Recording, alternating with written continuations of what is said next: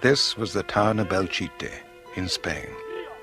When the Spanish Civil War ended in 1939, it was left in its ruins to serve as a memorial to the devastation of Spain in one of the most savage civil conflicts Europe has ever seen.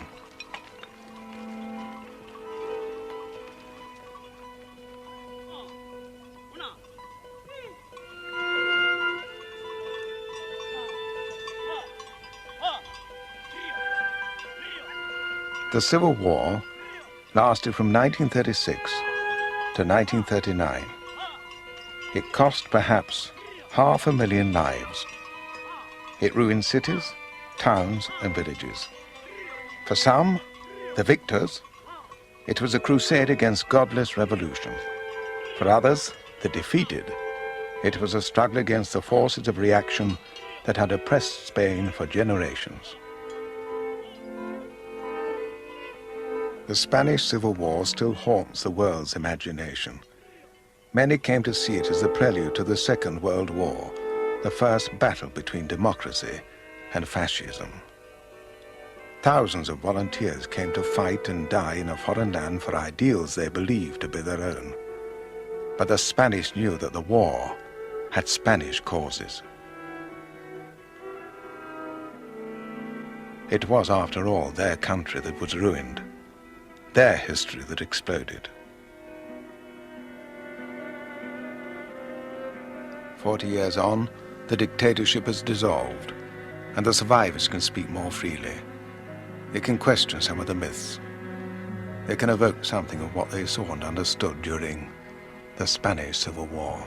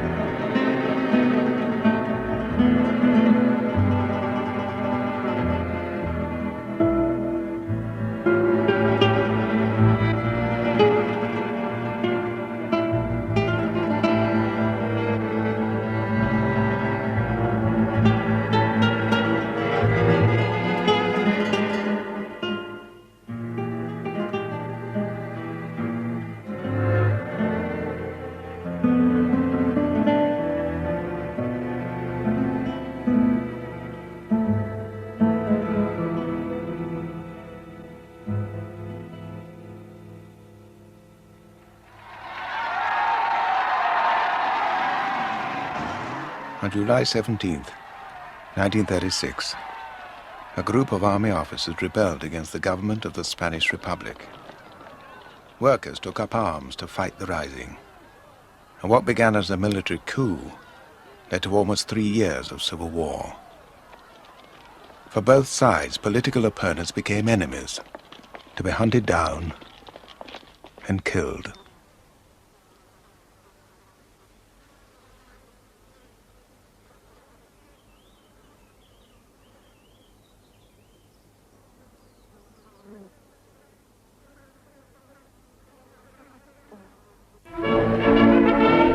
The Republic, La Niña Bonita, the beautiful girl. 5 years before the Civil War, joyful demonstrations throughout Spain agreed to the proclamation of the Republic.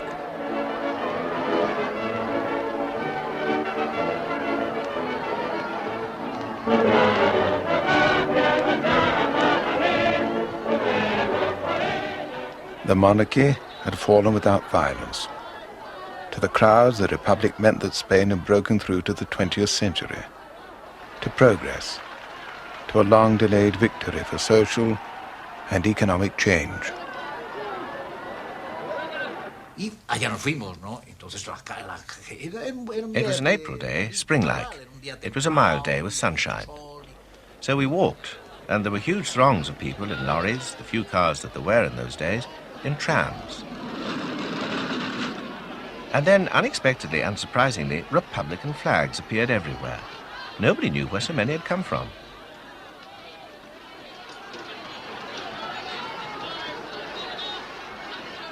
While the crowds rejoiced, King Alfonso was spending his final hours in the royal palace.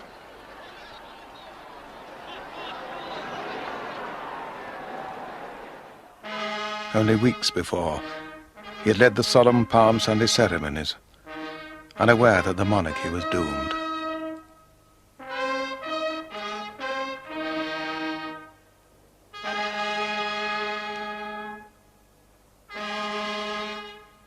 Over the years, one part of Spanish society after another had lost faith in the monarchy. The middle class despised Alfonso XIII for tolerating a 7-year military dictatorship. The ruling classes now feared the king could no longer protect them. And for the workers out on the streets that day, the monarchy was the clamp, holding an oppressive system together. 2 days before, on April the 12th, royalist parties were heavily defeated in local elections. Suddenly the king understood his own isolation. While Spain rejoiced, he went unresisting into exile. The king was replaced by a government of mostly middle-class liberals, but their plans for an advanced democracy were out of step with history. Elsewhere in Europe, liberalism was weakened by economic depression, poisoned by dictatorship. The government was releasing huge forces in this tightly repressed society, the class hatreds of the agrarian poor and of the rapidly growing working class. Yet these Republican optimists and their socialist allies thought that orderly reforms would soon transform the nation.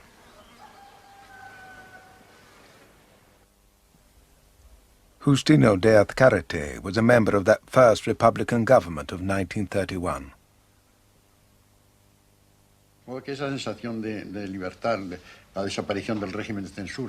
There was this feeling of freedom. For many years, publications had been subject to censorship and academic freedom had been restricted.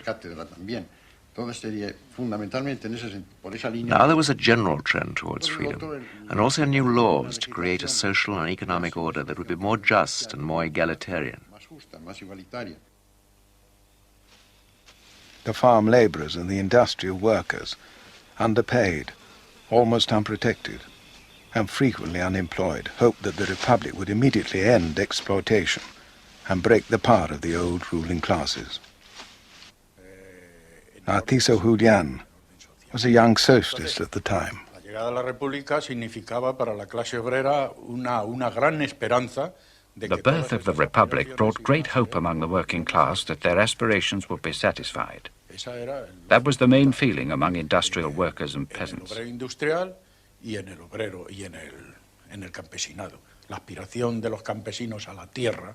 For centuries, peasants had longed to own land.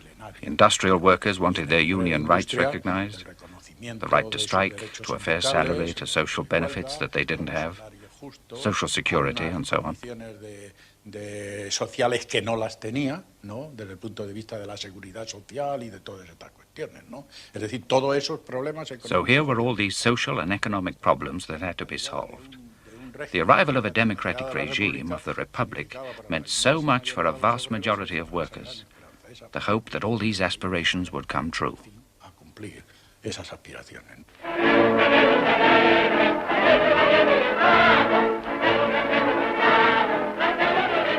For many, the Republic seemed already the revolution. But the Republic's leaders knew that under the new political surface, the pillars of the old society remained untouched.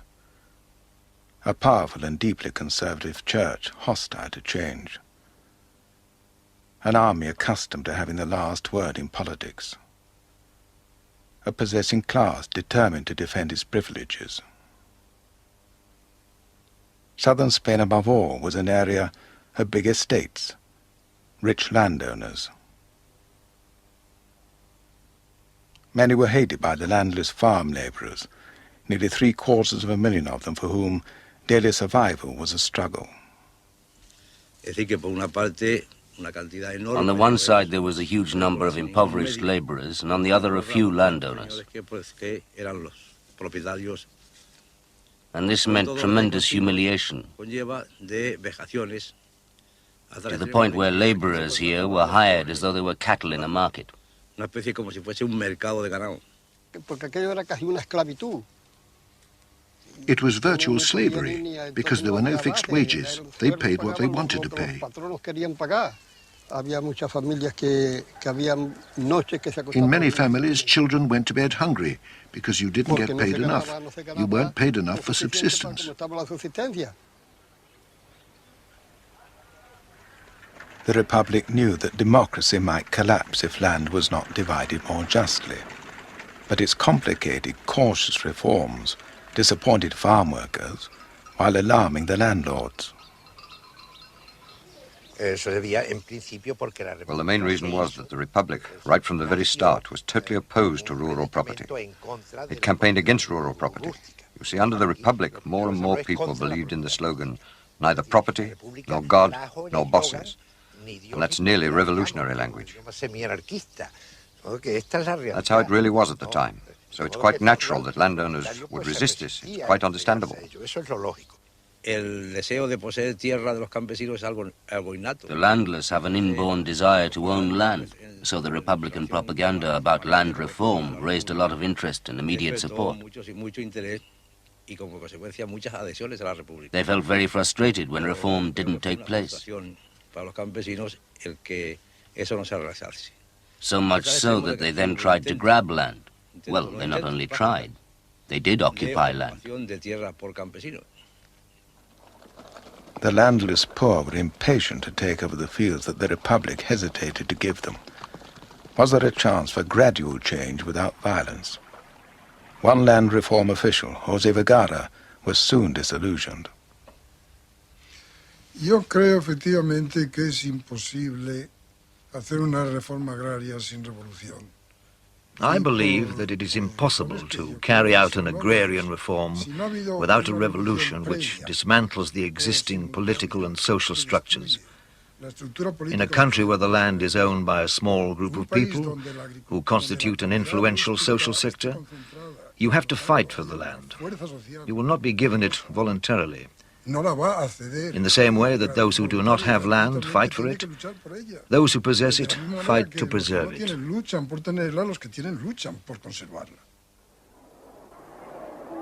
The turmoil in the countryside challenged the fabric of society and the church. Farm workers, like the urban poor, often saw the priest as the ally of the landowner or the factory owner.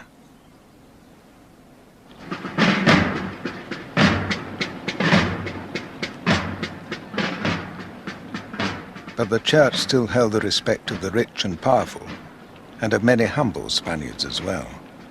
There was as much reverence as there was hatred. It was said that Spaniards always followed their priests with a candle or with a club. But anti-clericalism, a fanatical determination to break the hold of the Catholic Church over society, united liberal Republicans and socialists alike. It was a principle on which the Republic refused to compromise.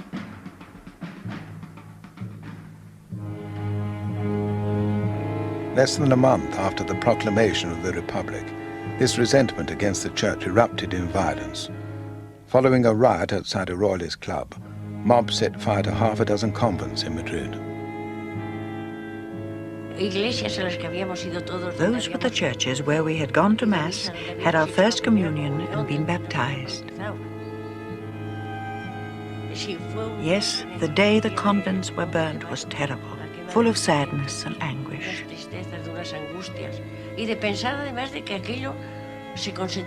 Our feelings were aggravated by the knowledge that it was being condoned. Nothing was done to stop it. The mobs were burning churches and convents, and nobody intervened. It was a terribly sad day.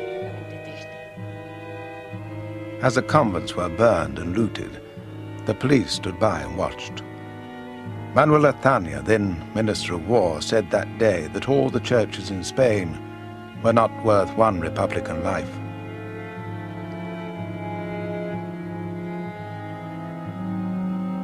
Words like these were never forgotten or forgiven.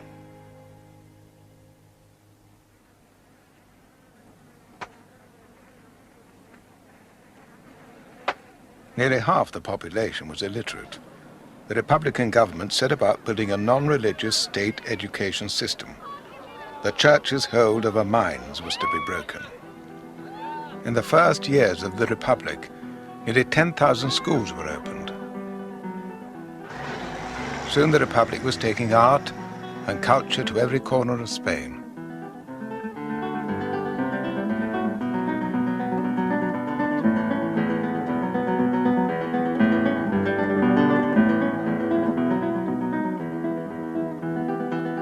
La Barraca was part of this offensive. The Spanish intellectuals were eager to act as the Republic's missionaries of enlightenment.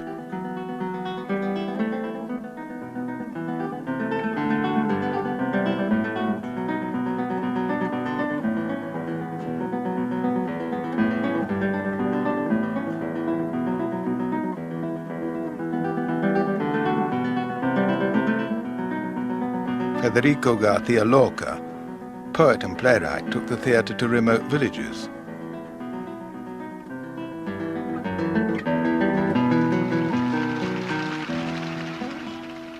In Calderon's classic, Life is a Dream, Lorca played the part of the shadow.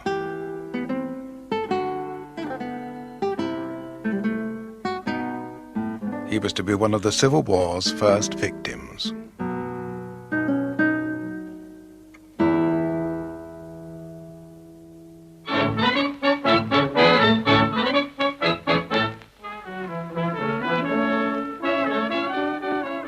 This cultural upsurge also gave fresh energy to regions which felt themselves distinct from the rest of Spain.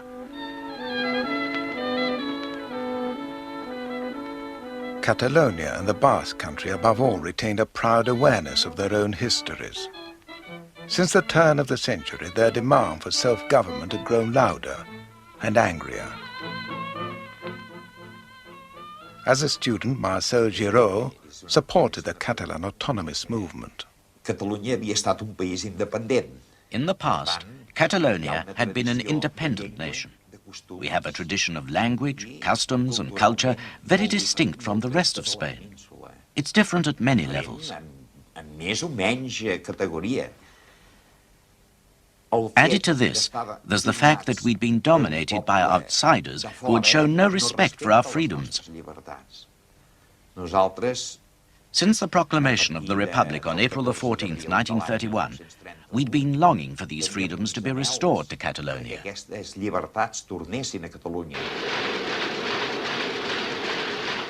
Like the Basques, the Catalans were more industrialized and prosperous than the rest of the country. Yet they had been stifling under the backward, over-centralized rule of Madrid.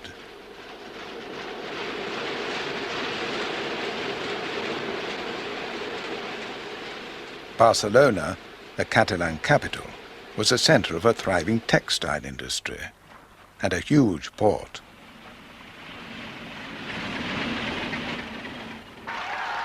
The Republic soon granted Catalonia home rule.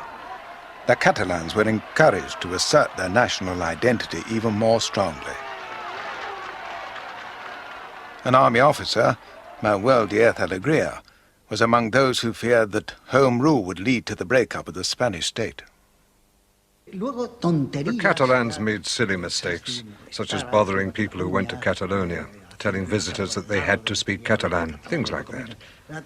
All this created the impression that they might destroy the unity of the nation, given that they didn't hesitate to proclaim their separatist motives.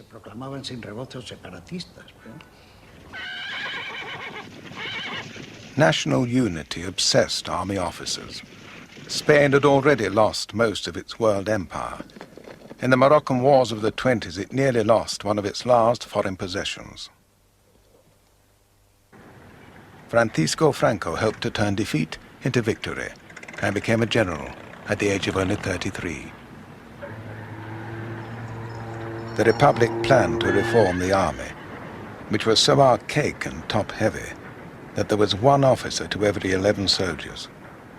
The army regarded these changes with heavy suspicion, but it was a grant of self-government to Catalonia, which conservative officers saw as the most immediate threat to the unity of the nation.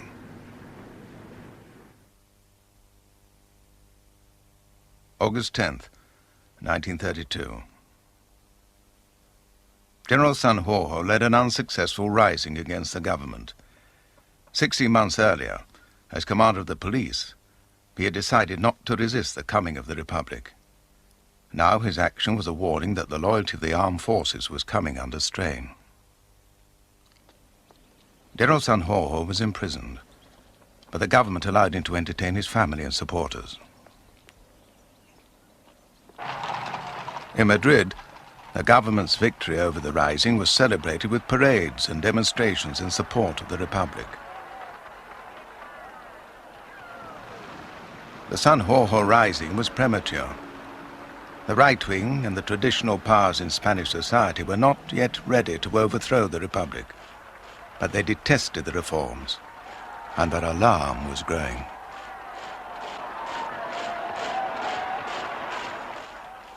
On the left, too, disillusionment was spreading. The hungry, the landless, the unemployed and the underpaid were beginning to confront the state openly. One source of this left-wing opposition was anarchism, gathered round its trade union, the CNT, born during the bloody social conflicts of Barcelona in the early years of the century. The CNT's creed was anarcho-syndicalism, the belief that revolution would lead to total worker self-management. Although the anarchist movement had weakened in the rest of Europe, in Spain it had prospered. By 1932, the CNT claimed over 1 million members.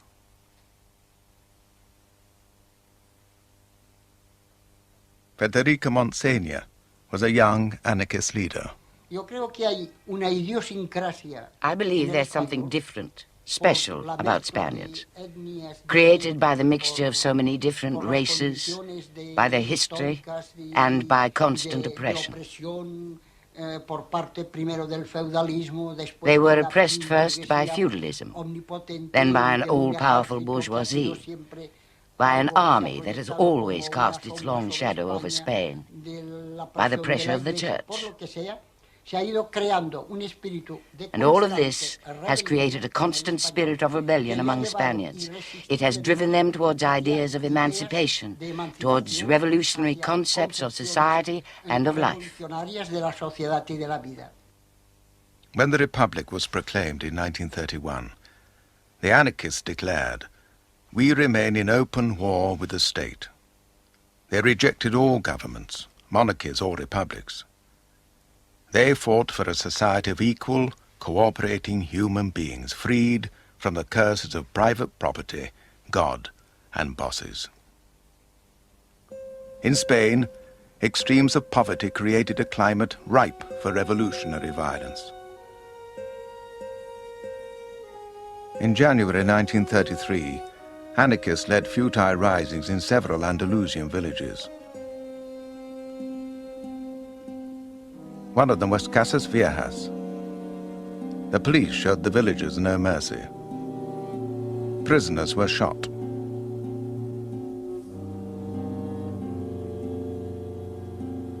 One house defended by anarchists was set alight, and the occupants died. The blame for these tragedies was put on the Republican leaders. The socialists decided to pull out of the government, disgusted at scandals like Casas Viejas, delaying the reforms, and mounting unemployment. New elections were called in 1933.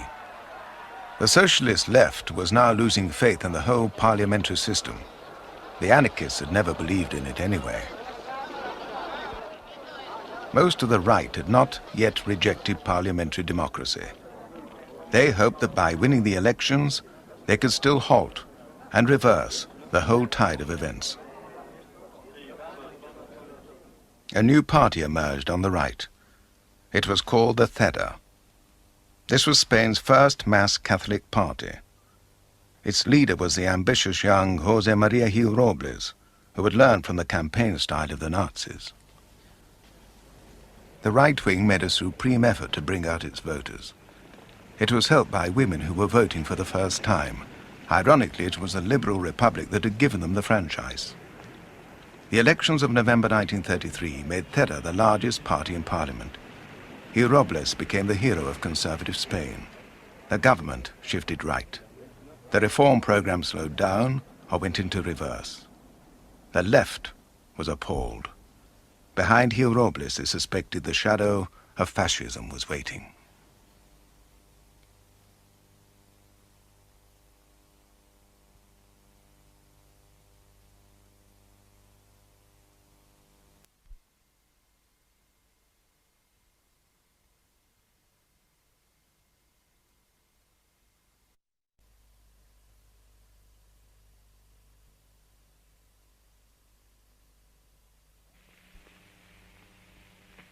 Che oggi il popolo italiano e il regime fascista sono una unità compatta, infrangibile, formidabile, che può sfidare come sfida tutti i suoi nemici e anche l'altare del tempo.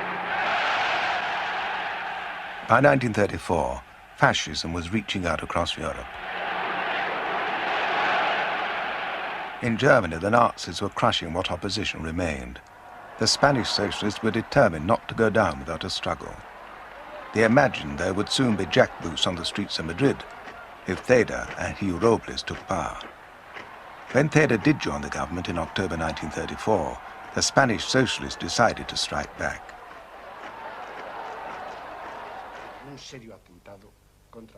Socrates Gómez was a member of the socialist youth.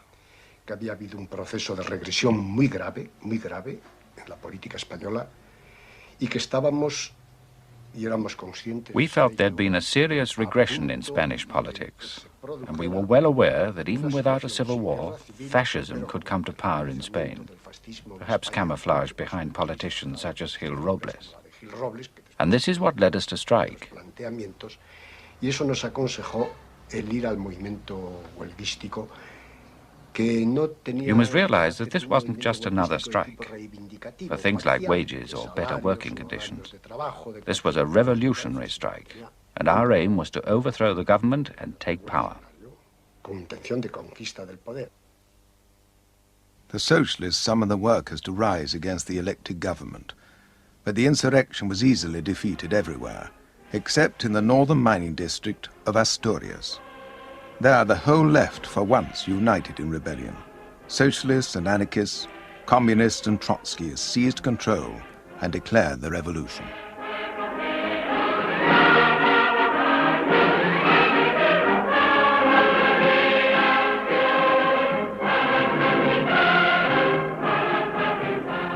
The coal miners shut down their pits and marched out eagerly to fight for Red Asturias.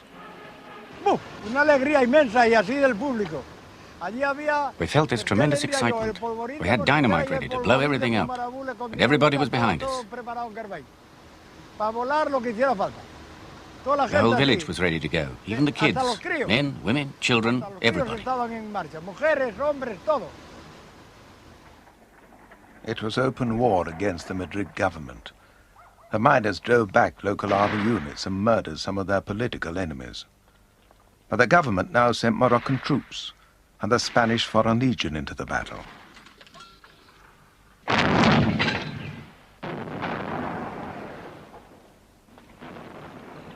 A fortnight after it had begun, the Asturias Rising had been broken.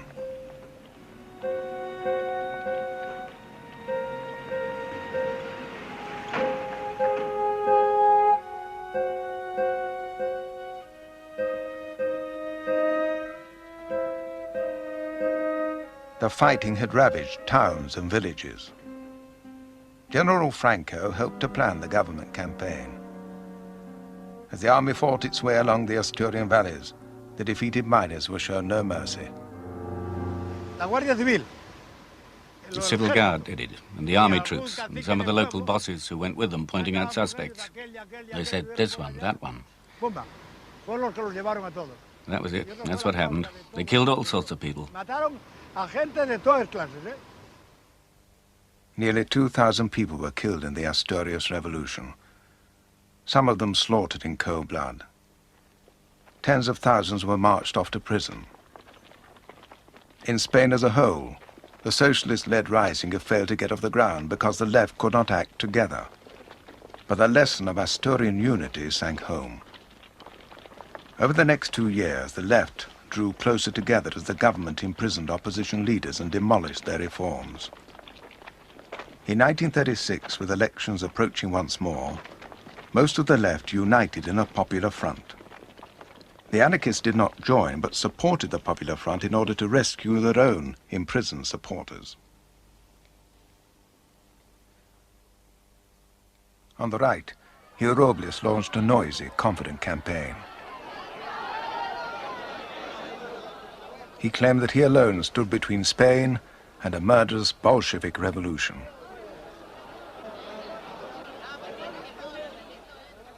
February the 16th, polling day, was a turning point in the history of Spain. As the results came in, it became clear that the Popular Front had won the largest block of seats. The release of political prisoners began. Dolores Ibarruri, known as La Pasinaria, had been elected as a communist MP for Asturias. So then I went to the prison. The governor had run away, but his deputy was there. He said, "I haven't received any orders." I replied, "I'm the MP for Asturias." I was beginning to sound very grand.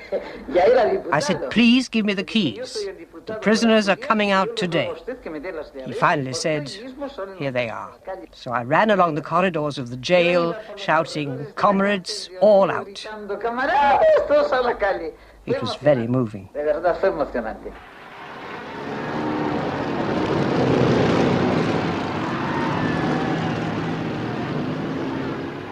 All Barcelona turned out for the return from prison of Luis Companys, Catalonia's president. The working class parties refused to join the government. The left Republicans were now trapped between the panic of conservative Spaniards and the excited hopes of the workers. Strikes and land seizures broke out as workers tried to win back what had been lost in the last 2 years.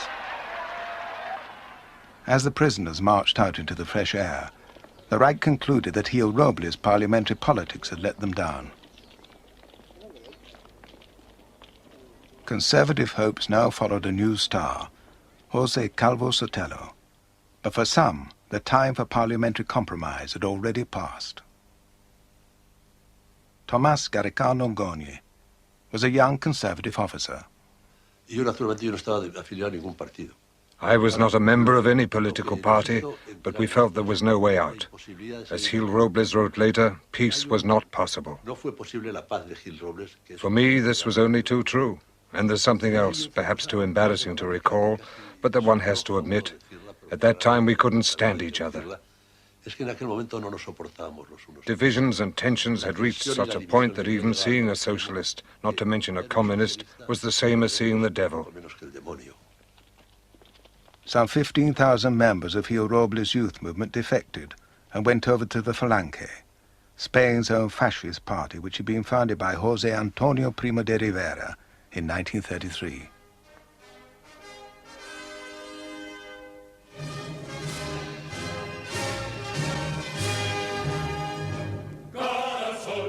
José Antonio insisted, even to audiences outside Spain, that he was not just copying fascism elsewhere. The movement we are initiating in Spain is not a copy of any foreign movement. It has learned from fascism what fascism has of the idea of unity, authority, and substitution of the struggles among classes by the idea of cooperation.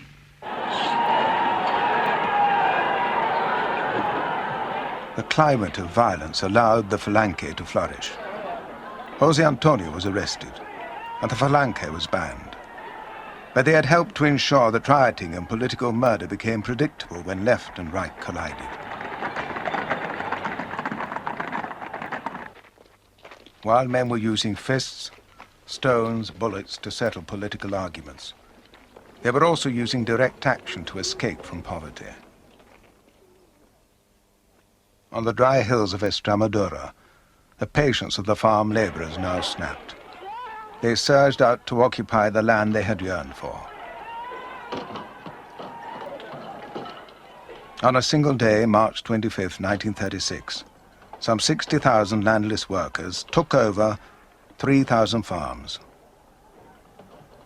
Revenge was in the air. The landowners feared that they could lose not only their estates, but their lives. And there was trouble brewing in Navarre, in the north of Spain, but this time from the right.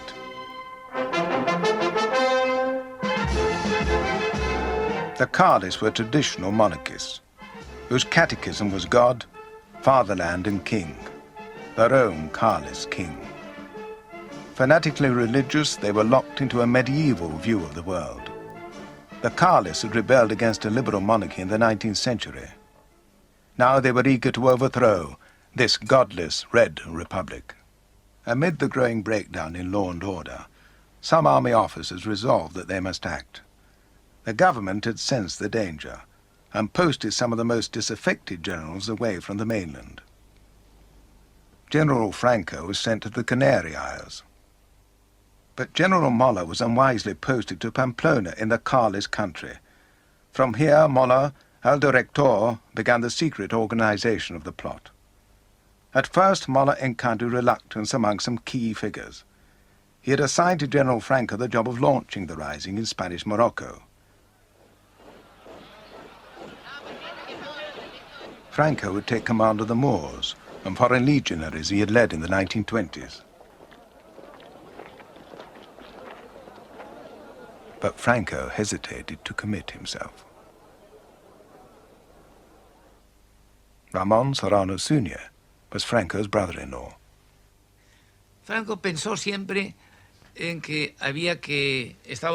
Franco was obsessed with the danger of communism.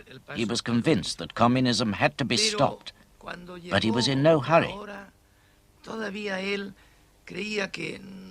He thought the danger wasn't so imminent, and he was quite happy staying in the Canary Isles.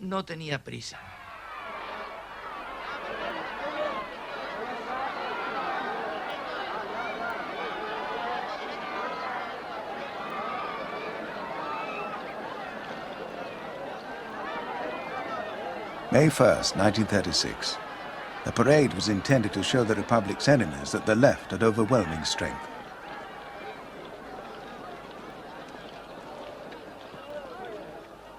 Largo Caballero, whom some call the Spanish Lenin, was the most extreme socialist leader. He was now calling for a revolution that would impose the dictatorship of the proletariat.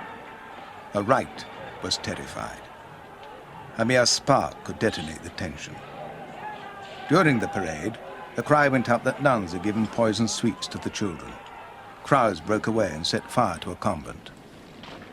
The government of the Republic was fighting desperately to stave off the collapse of the state itself, but the socialists still refused to join the coalition. The leadership of the Republic was now increasingly isolated. On June 16th, José Calvo Sotelo, the opposition leader, proclaimed himself in favor of a strong, integrated state, which would end strikes, lockouts, starvation wages, and anarchic liberty. He ended by saying, "Many call this a fascist state. If it is, then I, who share that idea of the state and believe in it, declare myself fascist." In Pamplona, July 7, 1936 brought the annual running of the bulls, the festival of San Fermin. The crowds of visitors were good cover for Mola's emissaries. I received a message from a friend saying that they were all there having a good time and that I should join them as I had done in previous years. This was the coded message I was expecting.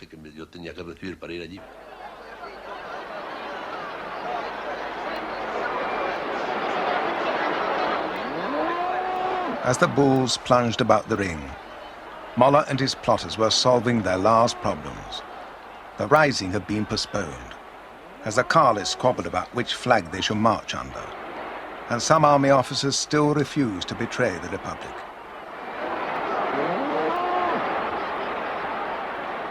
But José Antonio, after complaining that Mola's movement was too conservative for his radical fascism, had finally promised support. At last, Moller felt that he could go ahead. I met Mola, and he told me everything was ready, and the names of the officers who were assigned to each region. Franco, still in the Canary Isles, got a message to Moller. In the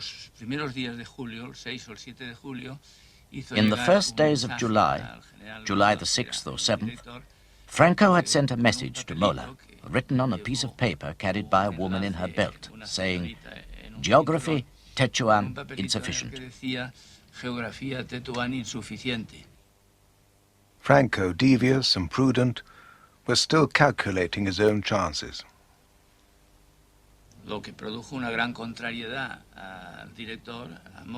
This really upset Mola, el director.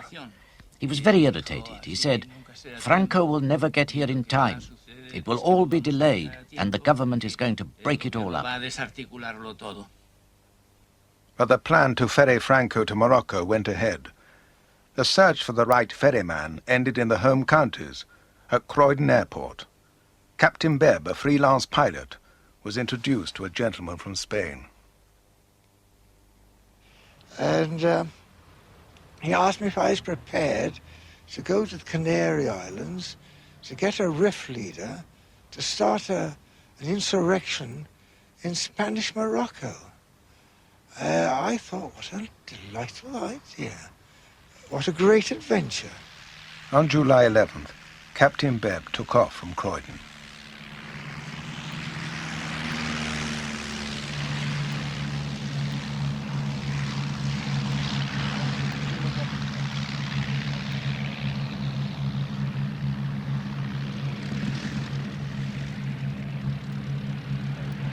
By the night of the 12th, he had got as far as Casablanca on his way to the Canary Isles. But it was what happened in Madrid that night that unlocked the last gate to disaster. It began here, at the home of Lieutenant José Castillo. He was a left-wing officer in the Assault Guards, the Republic's own police force. His life had several times been threatened by right-wing extremists.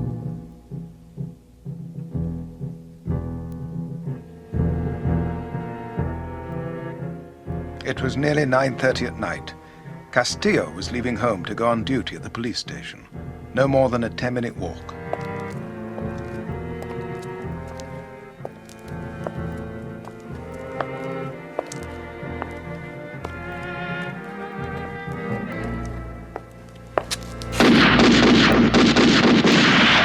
He got no further than the corner.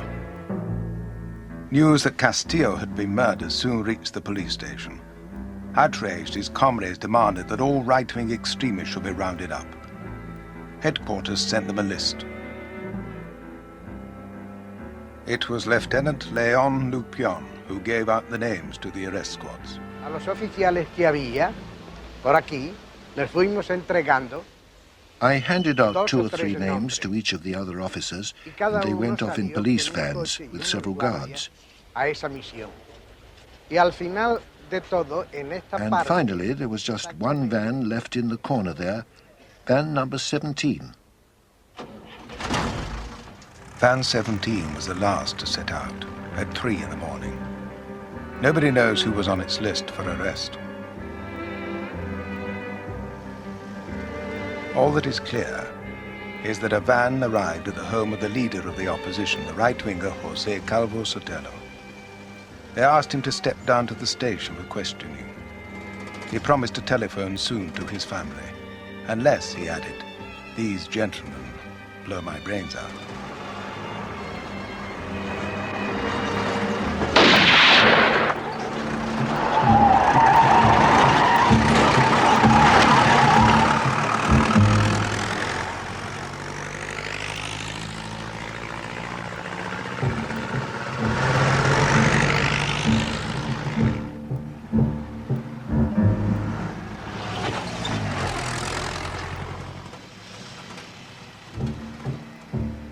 His dead body was dumped at the gate of the East Cemetery. It was not the authorities who had ordered his arrest, but there was no way the government could escape the blame. The leader of the opposition had been assassinated in the custody of the government's own special police. The Calvo Sotelo murder brought the fury of conservative Spaniards to its peak. Its timing, a malign coincidence, offered the army plot mass support at a crucial moment.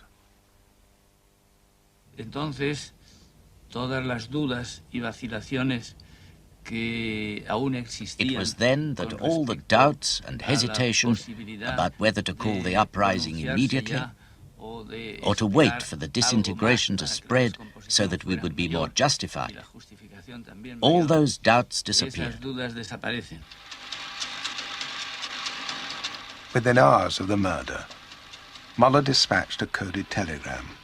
It read, "On the 15th last at 4 a.m., Helen gave birth to a beautiful child. Hidden here were the date, time and place of the uprising. July 18th at 5 a.m. in Morocco." The Republican government knew that Spain was close to explosion, but it failed to take seriously the approaching spark, the military uprising. The left knew all too well what was coming, and the workers were already garrisoning party and trade union offices. At midnight, the socialist leader, Indeletio Prieto, with some of his colleagues met the Prime Minister, Casares Quiroga. They had begged him to arm the people, but Casares thought this would fling away the last hopes of law and order. He refused. At dawn, on July 14th, Captain Bebb took off from Casablanca. Destination, the Canary Isles. That same morning, the funerals of Castillo and Calvo Sotelo took place. Clenched fist for Castillo's coffin. The straight-arm fascist salute for Calvo Sotelo. What remained a political middle ground in Spain was crumbling. Disaster now seemed inevitable. Juan Molina was an anarchist militant in Barcelona. We hadn't slept at home for several nights. We were grabbing what sleep we could on floors of the union and our newspaper offices. We were waiting for the inevitable. In our newspapers, we were telling our members to be prepared. Everybody was ready because we knew the coup was bound to come.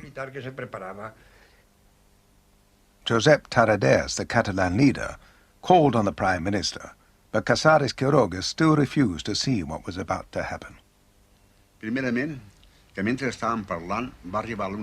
While we were chatting, news arrived of army unrest in Morocco. There were reports that some generals were about to rise, although General Franco's name still wasn't being mentioned. So then I told him, "My friend Casares, I'm convinced that the army is going to rise against Spanish democracy." He said, "I'm sure it won't." Casares Quiroga could not believe the generals would go so far. But on July 17th, the day before it was planned, the rising erupted here in Melilla. Next day it spread to other towns in Morocco, even before General Franco had arrived to lead the Army of Africa. The military plotters assumed that their coup d'etat would succeed swiftly. The government of the Republic, in turn, thought it was strong enough to stamp out this erratic rising. Both were terribly wrong. The rising spread to the mainland, and the rebel generals soon controlled great tracts of the countryside.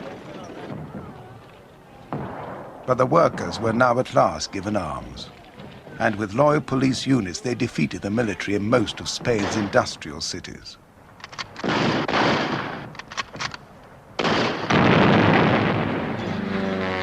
There could be no rapid victory either way. The rising swelled into full-blown counter-revolution.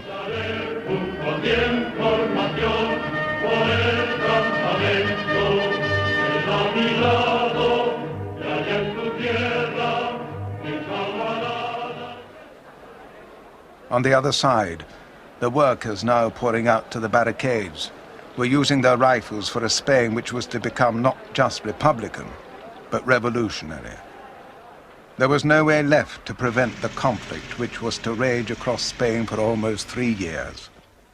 There could be no more negotiation, no compromise, It could only be civil war.